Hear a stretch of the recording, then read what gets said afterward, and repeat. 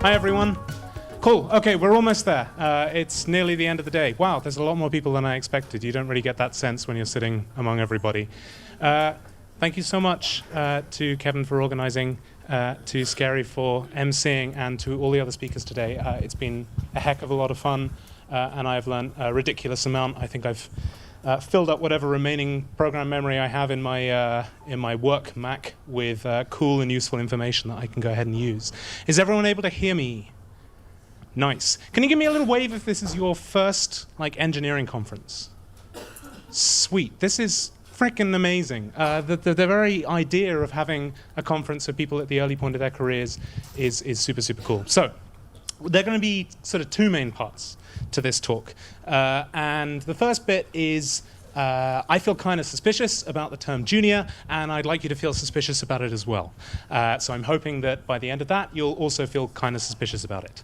The second part is mostly aimed at people who are in what I think Tara referred to as the supporter category. That is people who mostly work with people in their early careers, and that's actually also going to be all of you at some point pretty soon, probably within about 6 months or so. So hopefully it'll be kind of useful for you as well. But also it is a framework of sorts that you can use to sort of drive your own learning too. So I'll try and sort of crack through it as quickly as I possibly can. And if you want to shoot me questions, I'm on Twitter in an extremely sort of tiny font over there. It's at sjmog1. My original one got taken over by some people from Venezuela. Okay, let's talk about this term junior. And specifically, let's talk about this, what it means. And here's kind of the connotations this idea of junior has a little bit to me, because I find it suspicious, like I said. First of all, it sort of suggests to me that learning is not for everybody. The second thing is that places that make a lot of reference to the idea of juniority, I find to be sort of weirdly like a self-proclamation of being super old school. The third thing is that it sort of says to me that they undervalue what actual skills people tend to have, because casting somebody with the name junior as a kind of like a brush that you tar them entirely with is usually pretty inaccurate to the actual skill set of people that I've worked with who've borne this title. So let's dive into each of these in a little bit more. Let's ask the question about who has permission to learn in an organization that makes heavy usage of the term junior. I think that what junior says about a learning organization is that you have to be young in order to do it. The idea of juniority and youth are like intrinsically tied together in terms of the language that we use. And this sort of cuts out anyone who's making a switch in their career later in their life. I think it also says that you have to be early career in order to learn in an organization. If learning is the prerogative of juniors and you're in your sort of mid, sort of senior part of your career, then good luck. I sure hope you've sort of learned everything that you need to. It also sort of sets up this weird tension between delivery and learning that I'm going to try and hopefully prove is not necessary in the second part of the talk, where we look at how to build a sort of structure for learning into your life and into an organization. So I think junior sort of says, okay, these people are the people who have the permission to learn. They're young, they're in their early career, and we're not expecting them to deliver. So the second part about being old school, well, I'd ask who else looks at this idea of juniority? Who else uses it? And I came up with 3 categories. The first category is dads, which actually it didn't seem that surprising when I looked into it a little bit more. It turns out there's about like 10,000 Donald Trump Juniors for every one Michelle Obama Jr. And this feels pretty suspicious to me as well, because it's embedding patriarchal and patrilineage notions in sort of family structures, and I think it is very patronizing as a result. Second one is like paranoid colleagues, basically. If you base your entire idea of who you are based on like how it is relative to somebody else, that's already pretty suspicious as a thing to do. It's not exactly a great indicator of self-esteem. And the idea that senior people are senior because they're not junior sets up a whole weird sort of dichotomy, and also is problematic in various ways. And the last part is archaic workplaces. So it might actually sort of make sense in these. We're talking about the political profession or legal profession or some parts of the medical profession, which rely heavily on this idea of stability. They need to be extremely stable places, so they do kind of need a way to squash down people coming in that might accidentally have new ideas that disrupt stuff. I'm not actually being sarcastic about that. I do think like there's a reason why those places need to stay stable, and they use this term junior. But that's not our industry. We need new ideas. Our entire thing is built on creative problem solving, as we just demonstrated. So last part is about hierarchy and sort of what do you value in your organization. And I think that junior says that mostly, maybe you value the idea of years of service. You're in a meeting, someone's been there for 8 years, someone's been there for 5 years. The person with 8 years, well, they've got total say over what happens. Maybe job titles. Again, it's very difficult if you're in a junior position with a bunch of seniors in the room to get yourself heard. It sort of automatically puts up a weird barrier in that situation. When really, what I'm going to suggest is maybe we could build our hierarchies around the idea of skills and skill set that you actually have. And this is one of my real problems with the idea of junior, is I think it puts people into a little bit of a position of learned helplessness. Because when you come into this industry, you have a heck of a lot of skills that you can already bring in. I've worked with juniors who have been investment bankers, boo, and nurses, yay, and lawyers, yeah. And they previously, 6 months before they joined this organization, were charging hundreds of pounds a day for the same services that they could well render in their current function. But because they've decided to become interested in code, all of a sudden they're being devalued in terms of what they can contribute within the organization. And I don't think that's fair. I've worked with many, many juniors. Actually, let's turn around to technical skill set. I've worked with plenty of juniors. I've been working as a software developer now for about 11 years. I've done lots of programming. I really like it. And I regularly will meet people who are new to this that are better than me at deployment. They know way more about functional programming, and they actually have a clue how to handle microservices, which is apparently this thing that everyone's doing, and I don't. And I'm like double the day rate of these people. And I'm like, you're hiring us to solve the same problems. I don't understand why I get that cachet and they don't. So yeah, that's it. I find it pretty suspicious, this idea of junior, and I would love us to use a different term. And I'm thinking about what are the alternative terms that we have available. Well, I don't know specifically about terms, maybe early career engineer, but honestly, I just like the word developer. I think developer's pretty good. And I think it forces then somebody to ask the next question, what kind of developer? What skills have you got as a developer? What skills don't you have as a developer? And you can start treating problems individually one by one. And the truth is at its core, the real sort of core problem with this idea of juniority is that developers love systems. And when people hire developers to work on systems, they think about this in terms of a code base, or maybe React, which are all systems. But really, in the sort of secret, hidden, scary thing is that your business is also a system.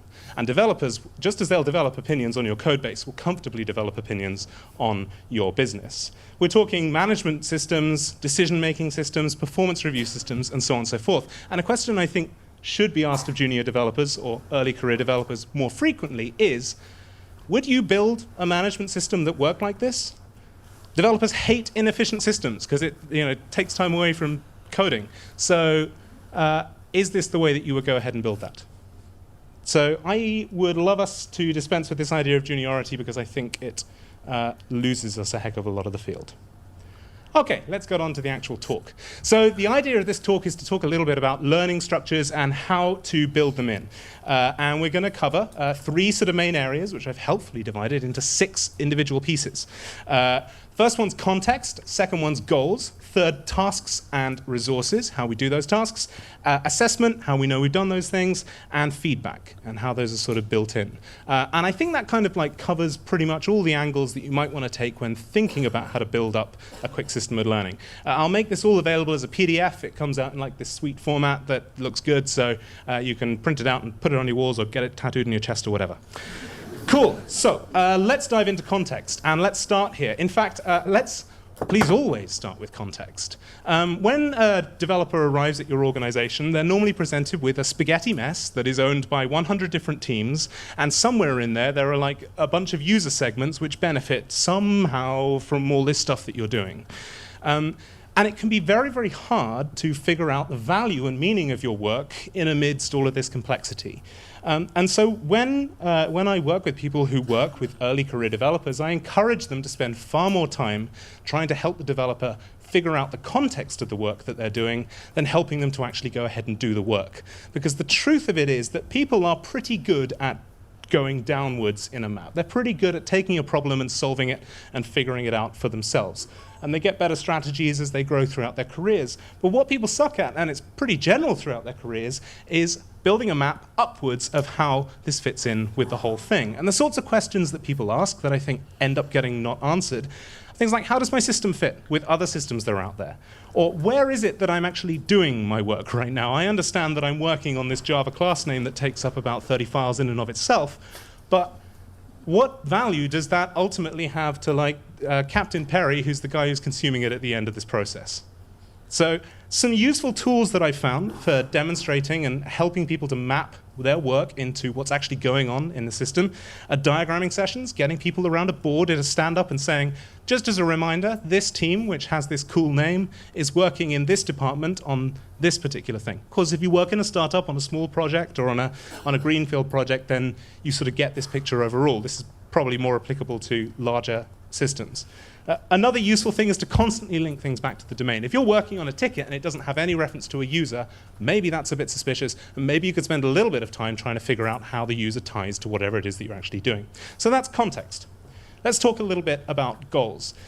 We're going to mostly make reference to a paper by a guy called Edwin Locke. It's called The Theory of Goal Setting and Task Performance. And the idea of a goal is basically it's a thing you can say about yourself that is true. And that's kind of a rubbishy definition. Let's go into it a bit more. The good goal, if you're going to sort of set it, is specific enough that it can actually make sense. Something like, I'm going to be a great programmer. Crappy goal, because how do you ever know? I'm going to be able to build a node system that does these 15 things. Good goal, because it's specific enough. Aspirational, and that is a good goal is one that seems pretty impossible when you set it initially, or one that requires a large amount of clarification on your part before you really even know how to get there. So one that requires you to sit down, and as Violet mentioned, sit down and actually plan out your route to that. Spend a decent amount of time understanding it and planning before you attack it. The next one is that it's expected. We'll talk a little bit more about the role of expectations in a moment. And the last thing is that it's believed. There's nothing more powerful than a peer sitting down and saying, yeah, I believe that you can actually do this, and then demonstrating that continuously through the way that they interact with you. That's very empowering. And it's also free. In terms of expectations, this is a great paper, Pygmalion in the Classroom by Rosenthal and Jacobson. Education's full of these incredibly weak links between things that we think will help improve outcomes and stuff that may or may not. Expectations are pretty much the gold dust of this sort of stuff. They're the gold standard as far as it goes. Higher expectations, especially those from peers around you, tend to lead to higher educational outcomes. So if you're building learning systems, pitch those things aspirationally and just expect that people are going to be hitting them. Okay, let's talk about tasks. And everyone gets frightened about tasks. Because when they say, oh, I need to build a course or I need to build a learning system into my company, they think, okay, I'm going to need 200 various exercises that they go through. It's going to take me about 14 months to build it, and then new stuff's going to come in, and we're going to need to iterate it. No, it's not necessary, because the truth is, the secret hidden truth is that everything is an exercise. Every single thing that you do is a learning experience, and all you need to do is just tune it slightly, and you can just juice it for way more like memory retention stuff, which is the whole game that you're in, trying to remember what you did so you can use that pattern the next time you try something similar. And there are some pretty easy rules of thumb to build this in. Put a time limit on something. That's a great way to turn something into a little bit of an exercise. Make something available for minimal unblocking. That's not necessarily demonstrating how to do it and going ahead, but being there to help people get unstuck when things go wrong. Give people keywords. We don't talk much about terminology and language in this industry, but it's a pretty major problem. We have a lot of jargon. A lot of it is hidden away and seems super technical and extremely hard to access, and no one would ever really think to come across it unless they happen to be reading the right blog at the right time. If someone's doing an exercise where they're trying to deploy something up onto AWS and they're using Docker, just drop into the exercise the word containerization, and then maybe you will give them a whole bunch more power simply by accident because they're using terms that are more appropriate and more generative for them. So keywords, really, really great just to attach like, oh, you'll probably do this, this, and this as part of this exercise. Last part is encouragement. Development is hard, surprisingly hard for people new to the field, and it actually never gets any easier. Overwhelmingly, developers mostly spend time fixing the mistakes that we made. And so encouragement is absolutely necessary to keep pushing people through, because it's hard, it's very painful and annoying. Okay, last thing within this section is about resources. And that is, okay, I've got a bunch of tasks to do, how the heck do I actually get them done? The truth is, if you're working with people who are trying to learn this particular thing that you're doing, then you are the best resource that's available for that. There's also reading, and not entire books. If someone comes to you and says, oh, I'm trying to refactor this particular thing, how do I do that? Please don't just dump like refactoring volume 2 on them and say, oh, go and read that. It's like 2 weeks of their life, and they're not really going to get that much from doing it at that particular point. So small things, small bullet points, something you just skimmed off the internet that's an image showing how map and reduce works. That sort of stuff's good. Reading's great. Prep exercises, and I did say that you don't want to be sitting down and making loads of exercises. But at the same time, when you're engineering, there are sort of things that you do like hundreds and hundreds of times. And it's pretty much like the same thing each time. And that's a good prep exercise. Strip the domain out of it, give it to somebody with some tips on how to get it done quickly, and you can save them almost literally like days of their life, simply by making a swift prep exercise out of the work that you're already doing. So you can kind of give that for free. I've asked people that I work with who work with learners, mostly, to really focus on being Socratic. And this word is super, super deep. But for me, as a helpful rule of thumb, it comes down basically to asking questions instead of giving answers. And this is extremely annoying for anybody who's ever been had Socratic learning happen at them. But it's also frustratingly useful, because when you answer somebody's question that they come to you with, you sort of rob them of the opportunity to find that out for themselves. And that opportunity will never come again, because they have the answer now. And instead, what you could do is sort of frame the problem that they have so that they start asking better questions with better terminology, increase their power, and can then ask more relevant questions later down the line. Kind of like a cumulative combo effect on the point score of your knowledge of development. Next thing that I suggest when working with resources is building a library. If you are handing out bits and pieces of information in response to common questions, just save them somewhere, and you will instantaneously become a better educator. And over the course of a few weeks or months, you'll suddenly see that you've built up this incredibly useful library that you could hand to anybody interested in a career in development, and it will be useful to them. Last thing is to keep things focused. Keep any questions focused. Part of your job when working with somebody who's learning is to stop them from spiraling off into this mayhem scenario of trying to understand everything at once, because software engineering is this huge, terrifying field full of hundreds of different topics. And so helping people to ask the right questions that focuses effort is very, very useful. Last thing about resources is please to avoid tutorials. This is going to be a very, very unpopular move here because I know that a lot of people really, really need tutorials, but I can't express how much I am on a crusade against the idea of tutorials. Tutorials are the equivalent of insert your addictive drug here of choice. What they do is they give you like sweets, right? They give you a sensation of being able to do something that happens, and then it's done, and then you can never apply that again in any other situation without the tutorial there. And it's super disempowering to just have that happen again and again and again, and you think I'm doing all this work, but I can never use any of it in any other situation. Super annoying. It's tutorials' fault. They just lead you through how to do the thing. Unfortunately, kind of like exercise, I guess, the only real way to sort of build in this is to face a hard thing and then grapple with the hard thing and solve it on your own. Ugh.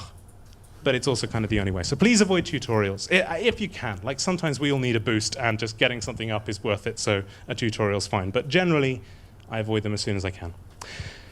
Okay, last two bits and pieces, which is, at the end of that learning experience, what happened? Let's talk about assessment.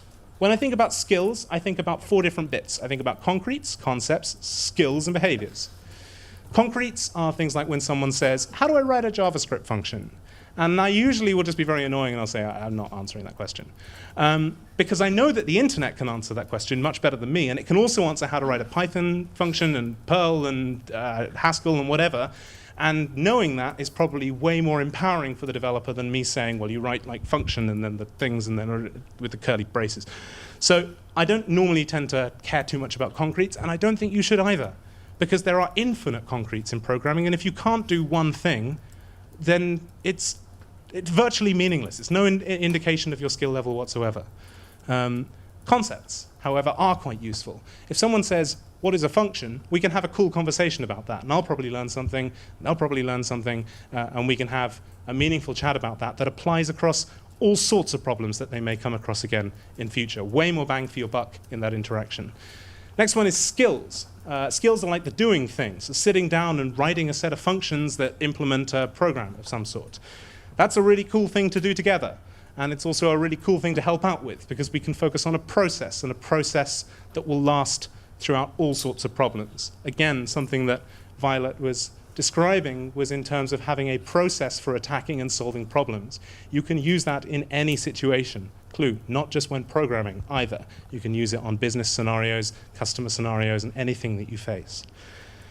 Behaviors are kind of, I guess, like how you comport yourself, value set stuff. So maybe you start, in the functional example, you start thinking about the world in terms of inputs and outputs and describing it in terms of systems. Great if you're doing that. How do I actually assess these things? Well, concepts, generally speaking, asking people. Talking to people and asking them, okay, what is a function? Where are you at the moment with your model of that? And then trying to help people if there's a next step that I see, or maybe going, yeah, that sounds pretty much right, or sometimes even, yeah, that is interesting idea. Skills, really useful to assess through observation. I've got to see someone doing stuff in order to make it work. And most interviews for developers generally tend to combine some combination of skills and concept evaluation. And it's usually in exactly this way, watching someone and asking questions. Okay, let's talk about feedback. Last part of this. Right at the beginning of the day, Joe talked about how painful it can be to ask for feedback from peers. And how anxiety-inducing that entire experience can be. And it absolutely can be, because you feel like it has to be perfect, because otherwise you're kind of showing yourself up, and then you're really showing yourself to be a junior, and this person's a senior. The whole thing's very related. But it's hard to ask for feedback without some sort of structure. So I advise people to put some sort of structure in place. And it doesn't need to be heavy and overloaded. You can go with something pretty simple. If you're using pull requests to review code, then you've got an inbuilt feedback structure. If you've got stand-ups in the morning, then you have an opportunity to discuss more generally how things are going on with a particular task. If you're using retros at the end of the week, then you can do feedback about all that crucial stuff around sort of, I guess, like employability style things, like emotional intelligence, thoughtfulness, and how you generally comport yourself professionally. So building in feedback structures with authentic tools is very useful. But when I am offered an opportunity to give feedback, I will sometimes push back against it. And this is about how you sort of milk feedback for maximum effect. And the things that I demand people do when they ask for feedback are that they're really intentional in it. They say, I'm getting feedback for this, but also not for this. When I used to work at a design agency, we'd show people the page that they were going to get, and we'd say, look, just ignore the Latin. It's not going to be Latin on the real thing. And there'll be photos of your actual team rather than animals. So please no feedback on that. But do give us feedback on the header size. Is that right? Are the brand colors right? And same kind of thing when you're asking for feedback. If you're asking for feedback, it's perfectly okay to say, yeah, I know I've sort of fucked this up completely, but I really am interested in whether or not I'm naming this thing right. Or if this is the right way to think about a function. It's okay to say, here's the thing, ignore this, please give me feedback on that. And that maybe might enable you to actually ask for feedback on things that aren't ready yet, which will mean you can get feedback sooner and then advance quicker. So requiring intentionality, really handy. Keeping feedback responses tight. This is kind of tied together with intentionality. Generally speaking, if someone asks for feedback on a piece of code, I'll try to give them one piece of feedback on a particular theme or area, ideally the one they asked for, rather than sort of 10 different things in 10 different areas, which are hard to kind of marry together. And the last part is to demand iteration. It's sort of bonkers to me that in most learning systems, we do things once, and then we get some feedback, and then it's like, cool. I would normally expect people to implement the feedback and come back for more feedback. It's a way better way to kind of juice something for memorable and learned experiences, because we'll forget a huge amount of the feedback we receive otherwise. So that's pretty much all I have to say about learning and learning systems and so on and so forth. But I wanted to say one last thing a little bit about transformation, because learning is my favorite system to talk about, but I want to talk about the power of junior developers more specifically. And that means the power of us and the power of you. I want to ask you a question, and I want to pose you a challenge, which is how are you going to transform the businesses that you work at? Because over the next few years, you are going to be the people who, in your heads right now, are probably people who have their hands on the power strings way more than you. So Joe talked about imposter syndrome and anxiety.